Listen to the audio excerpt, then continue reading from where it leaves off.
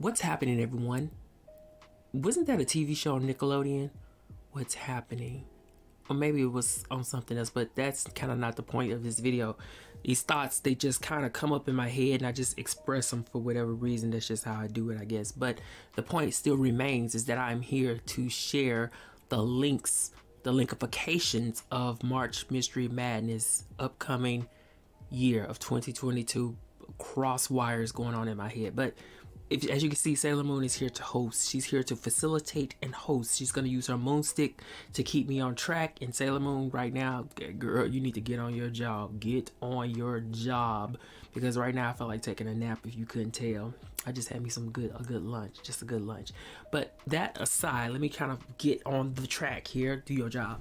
I'm here to share the links. Sorry, this is Elizabeth's video there. Excuse me. But I'm here to share the links as it regards hashtag March Mystery Madness of 2022, as you can tell by the title. So the theme of this year, I'm conferring with this or consulting this. She has all the information. But the theme for this year is going to be 2x2 or doubles. So 2x2 means anything from like 2 D's in the title of a book. The immediate one that comes to mind is Dead by Daylight by Charlaine Harris. You know, D, you know, double. Wait, no, we ain't gonna do that. We ain't gonna do that today, Troy. But y'all know what I'm saying. 2 D's in the title. Or reading 2 books within a series that you're progressing through, which I think is something that I might do. Elizabeth mentioned 2 different subgenres. You know, it's whatever. I mean, the general scope of this whole thing of March Mystery Madness is much more about just sharing your love and enthusiasm for mysteries with other mystery lovers and readers, in accordance to what's going on in the many threads that are associated with this event. So as always, you can go to the Discord forum to check out what everyone is talking about, you know, to have that conversation going on. Personally, I have a hard time with Discord. I look at it and I can never follow the threads. I'm looking like, okay, so where does this thread go, and this where does all these threads go? It's like the wheel of time. We're weaving here. We're weaving or basket weaving here. So I have a hard time looking at that. But you can still go to the Goodreads group, which is much more my speed personally. So whichever one, it doesn't matter. The point is that you're there to talk to people if you choose. But there's also going to be some links to many of the social media accounts related to hashtag March Mystery Madness. You know, there's still the Twitter account, there's still the Instagram account, and probably a number of different ones here. I can't list them all, but the point still remains that the key element to this whole thing is that there are a number of hosts hosting this event, and I can try to make a quick rundown to read them through, because I really like to try to point out the specificities of what they all share. But there's, of course, Elizabeth at LizziefayeLovesBooks. I always want to say Lizzie Faye Reads for some reason. I believe it changed. I don't know. You have to let me know, Elizabeth. There's co-host of Disis, or D, of course, Disis 19 Hearts. Angie Rose is back. Angie Rose Nomad, which I remember her when she came. Courtagonist, Elizabeth Tyree, Latin Lector, Pretty Brown Eye Reader, Remembered Reads is there, Steve Donoghue, Storm Reads, the Beachbumbookworm. So there are some new names, new hosts this year. The Bookish Bryants, of course, they were here for the past 2 or 3 years, I believe. The Bookish Knitter, there's Too Fond of Books. And there's our wonderful, wonderful, wonderful Tim over at World of Sleuths, which I want y'all to check Tim out. So as well. But another booktuber that I think that's it. But she also mentioned Rebecca, the colorful Booknester here. She's not a host, but there's some connection to March Mystery Madness in regards to something that was inspired by this booktuber and along with this theme that they have going on. But anyway, that's kind of it. You know, I seen yesterday that a number of the videos were coming up, but like I said, I was in the streets yesterday, girl. I ain't get home till like maybe about 6 o'clock or something like that. And about that time, I was finishing reading, or I was working on finishing reading J.D. Robb's Abandoned in Death. Let me get on this side because Sailor Moon is over there. Girl, you doing your job. But I was finishing up reading Abandoned in Death by J.D. Robb, which came out this Tuesday the 8th. I finished it last night. I only had like 50 pages and I was done. Knocked it out. I ended up giving this book 5 stars in relation to a J.D. Robb book. You know, I kind of have to settle with that. But one of the interesting things that J.D. Robb did this go around is she introduced, or she juggled 3 story threads. So the 8th story has to do, as always, with Eve Dallas and her team apprehending the criminal. The B story had to do with one of the victims of the criminal, in which had been kidnapped and was, you know, had to use her wit and her prowess to try to outsmart him or her, whichever the individual is. That's not really a spoiler, but it kind of is.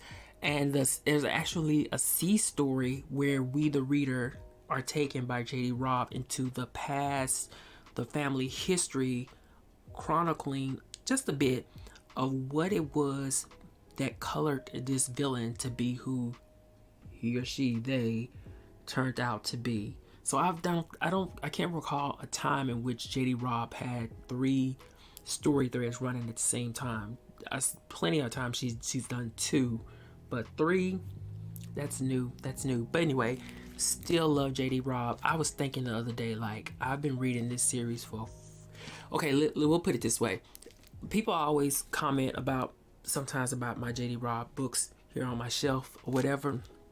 And a lot of times, many of the things that I always hear from people is it's you know, the series is too long, and I always say, you know, just do you know, you don't have to read them all at the same time. But I get it, it's an open-end series. The series is too long, I hear a lot. There's too many books, but you know, I always say, just do whatever you want to do. I'm just here to share what I love, and J.D. Robb is one of my favorite authors. But reverting back to my point, I was calculating in my head, and I was like, I have been reading this series for 14 years. I was like, wow, 14 freaking years I've been reading these books. And every one of them is bought, not every one of them, but the majority of them are bought upon release. I think that, well, you can't see it now, but the book that I ended up buying fresh off the shelf in hardback was Salvation in Death, once it released in the fall, November 2008. But I started reading the series in March of that year. And I can't believe it's been that long. I'm like, 14 freaking years. And guess what? I ain't stopping, dude. I ain't stopping. I am already excited and ready for Desperation in Death that comes out in September of this year. I ain't stopping. It ain't gonna stop. I don't care. Yes, they are formulaic as hell. Yes, they are. You can read maybe about 3 of them at a certain period of time, and you'll start to pick up on every beat that J.D. Robb goes through in each book. She goes, it's like clockwork. She has a beat that she go through. It's like, okay, it's time for this to happen. It's time for this to happen. But I don't care. Them books, J.D. Robb books, are like crack for me. Okay, I'm just gonna keep it real. They're like crack for me. I look forward to them all the time. Even if when I try to take a break, I find myself back into the books. And I'm okay with that because they give me joy, and that's what matters to me. But anyway, that's all. I just want to share that. And I don't quite know what I'm about to do. I got my degree in the mail today. So that's fantastic. I can start with that. But it's been good. It's been great. God is good. That's all I can say is number one. Just, girl, let me tell you. Well, we'll leave this on a note. Don't let anyone tell you who you are. You define who you are. Don't let anyone tell you who you are, what you're capable of, and what it is that you need to do to get to where you want to go in your life, unless they are helpful and have resources to help you get there. If it's just talking, it's no good. It doesn't help. And that's the truth. Okay, girl? So that's it. I don't know. Should I share what I plan on reading? I don't know. What time? I'm looking at 9 minutes and 54 seconds. I got to get this to 10 minutes per YouTube.